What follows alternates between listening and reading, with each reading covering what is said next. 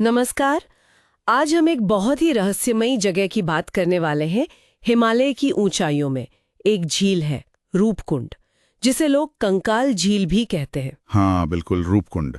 और आज हम इसी झील के रहस्यों पर, मतलब जो भी जानकारी हमारे पास है लेखों और शोध से, उस पर एक गहरी नजर डालेंगे। सही। मकसद यही है कि ये जो सैकड़ों कंकाल वहां मिले, उनकी कहानी क्या है, वो लोग कौन थे, कब के थे और हुआ क्या आखिर उनके साथ। बिल्कुल। और इसकी खोज भी बड़ी नाटकीय थी। 1942 की बात है। एक ब्रिटिश फॉरेस्ट रेंजर थे। हाँ, मैंने पढ़ा था। वो गश्त पर थे शायद। हाँ, और उन्हें अचानक झील के किनारे करीब 600 से 800 कंकालों का ढेर दिखा। सोचिए जरा, 16,000 फीट से ज्यादा की ऊंचाई पर इतने सारे इंसानी कंकाल, रोंगटे खड़े हो जाते हैं। बिल्कुल। तो चलिए इसी पहेली को थोड़ा समझने की कोशिश करते हैं। पहले ये देखते हैं कि ये जगह है कहाँ। हाँ, ये जरूरी है। रूपकुंड झील जो है वो उत्तराखंड में है, गढ़वाल हिमालय में, नंदा देवी पर्वत के पास। और ऊंचाई जैसा आपने कहा करीब 16,470 फीट। बाप रे, बहुत ज्यादा ऊंचाई है। वहां पहुंचना तो आज भी मुश्किल होता होगा। बेहद मुश्किल।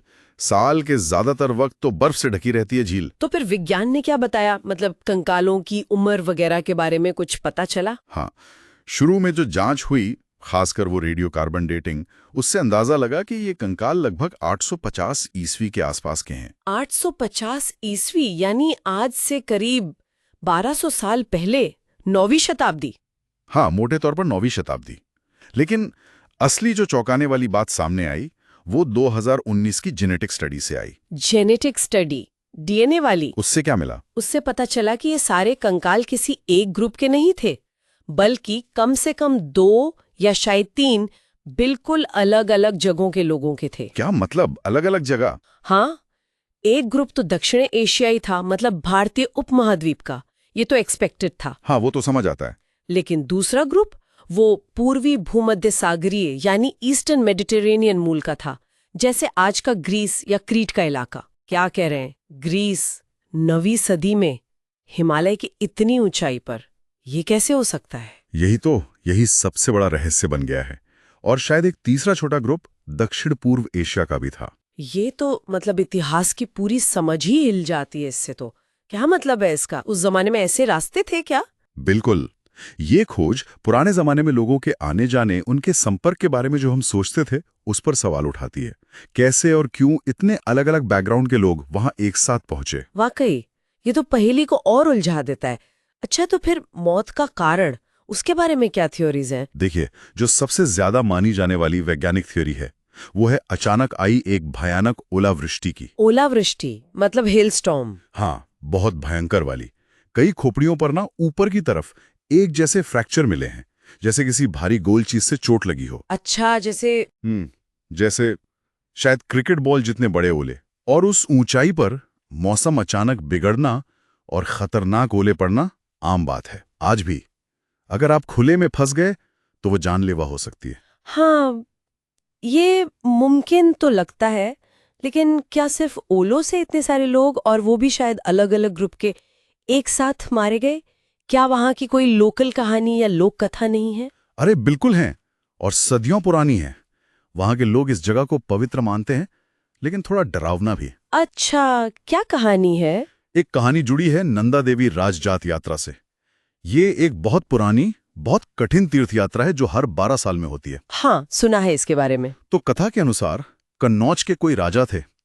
वो अपनी पूरी सेना, लाओ लश्कर, यहां तक कि नाचने गाने वालियों के साथ देवी के दर्शन करने चले गए। ओहो। और उन्होंने यात्रा के जो पवित्र नियम थे उनका उल्लंघन किया। इससे देवी नंदा नाराज हो गईं, और उनके गुस्से से, उनके प्रकोप से राजा और उनके सारे साथी वहीं मारे गए, ओलों या बर्फीले तूफान में। बात ये है कि ये कहानी कंकालों के मिलने से बहुत पहले से चली आ रही है ना? बिल्कुल, ये मौखिक परंपरा का हिस्सा रही है सदियों से। तो मतलब एक तरफ साइंस है जो ओलों की बात कर रहा है, दूसरी तरफ ये लोक कथा है जो देवी के गुस्से की। जमीन पर क्या मिला?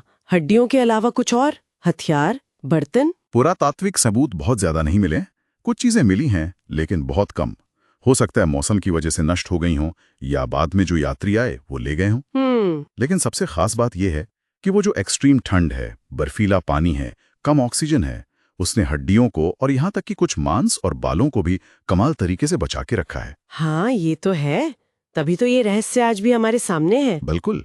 और स्थानीय लोग आज भी इस जगह का बहुत आदर करते हैं। पर हम घूम फिर कर वहीं आ जाते हैं। वो ग्रीस वाले लोग और शायद दक्षिण पूर्व एशिया वाले भी, उनका क्या? वो कैसे पहुंचे वहां? सही कहा। इतने अलग अलग तरह के लोग एक ही वक्त पर, एक ही जगह, एक ही तरह से कैसे मर गए? यही रूपकुंड का सबसे बड़ा अनसुलझा सवाल है। क्या वो कोई पुराना व्यापार का रास्ता था जिसके बारे में हम जानते नहीं, या कोई ऐसी तीर्थ यात्रा थी जिसमें दुनिया भर से लोग आते थे? या फिर मौत का कारण सिर्फ ओले नहीं थे, कुछ और भी था? शायद कोई रिचुअल, कोई बलि। कह नहीं सकते। सबूत तो ओलों की तरफ इशारा करते हैं, लेकिन ये सवाल कि इतने लोग वहां क्यों थे, ये बहुत बड़ा है। खासकर वो मेडिटेरेनियन कनेक्शन, ये प्राचीन यात्राओं के बारे में हमारी समझ को चुनौती देता है। तो अगर हम संक्षेप में कहें, रूपकुंड एक उलझी हुई पहेली है, सैकड़ों साल पुराने कंकाल है, दुनिया के अलग अलग कोनों से आए लोग हैं, और मौत का कारण वो विज्ञान और लोक कथा के बीच कहीं झूल रहा है। एकदम सही। और ये हमें सोचने पर मजबूर करता है कि अतीत में लोग कैसे जुड़े थे, कितनी दूर तक यात्रा करते थे, और प्रकृति कितनी ताकतवर और अप्रत्याशित हो सकती है। हाँ, और ये सोचना कितना अजीब है कि सैकड़ों साल पहले जब दुनिया इतनी कनेक्टेड नहीं थी, कैसे यूरोप के, एशिया के, दक्षिण एशिया के लोग हिमालय की उस ऊंचाई पर मिले और एक साथ एक दुखद रहस्यमयी अंत का सामना किया। ये एक ऐसी कहानी है जो शायद हमें हमेशा अपनी तरफ खींचती रहेगी।